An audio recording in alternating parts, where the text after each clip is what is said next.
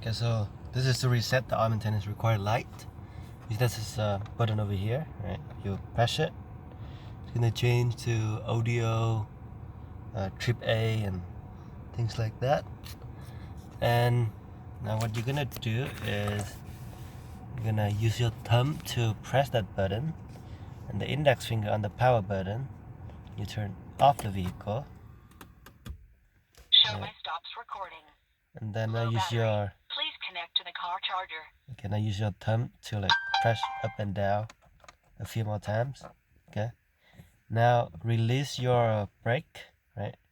Release your foot from the brake, and then use the index finger to turn the vehicle on. While keeping your thumb inside, of course. Your thumb into the button. Show my starts recording. Yeah.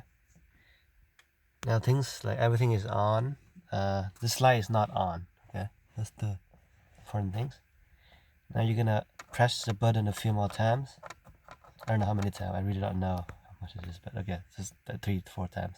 Okay, then now the index finger again. Turn the vehicle on again. Now the light's gonna be on. You're gonna see the resetting oil maintenance data. Then track off is correct. If you track off, that's a good sign. This means it's doing what it's doing.